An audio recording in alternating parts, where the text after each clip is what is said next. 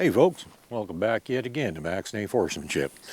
And today I want to talk about something that it was kind of inspired by another video I watched, as usual. It happened to be a very good horseman who I have a lot of respect for, but it was a term that he used that I don't think was correct, but I don't think there was nothing meant by it. And I've actually talked about this before when it comes to leadership, is there's leadership and then, well, there's the dominance and then the alpha, and a lot of these terms get interchanged. And recently I heard somebody using the term alpha, which I don't believe is the correct term to even be using when it comes to a herd of horses.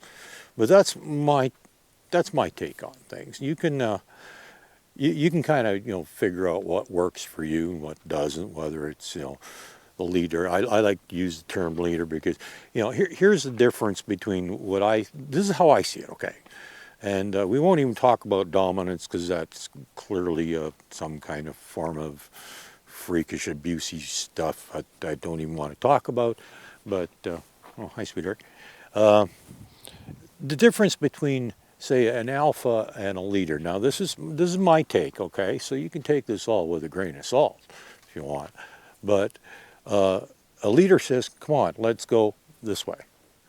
Whereas alpha says, you get going that way.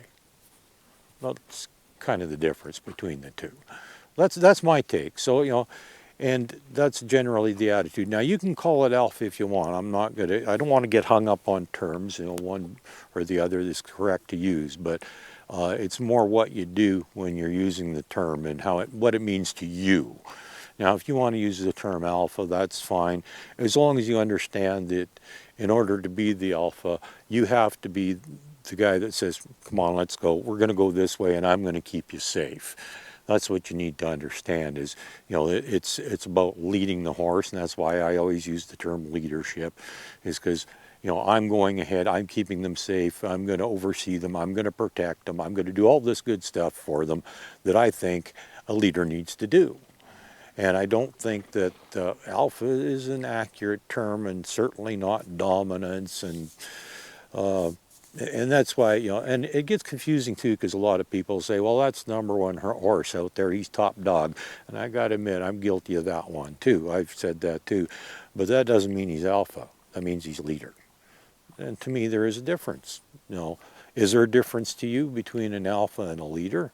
Well, I'm not sure, but I want you to give it some thought and decide if there is a difference in what it means to you. And, well, that's the part that I think is most important anyhow, is not the actual definitions of the individual words that you're using, but the meaning behind what you personally are doing and how you go about it. That's what's really truly important. So, are you a leader or are you an alpha? Are you the top dog or are you the dominant one? Well, you decide for yourself what's the correct term to use, but more importantly, you decide what is the correct way of doing things. Because that's what really matters in the end. Not the word you use, but how you do things. Have a good day.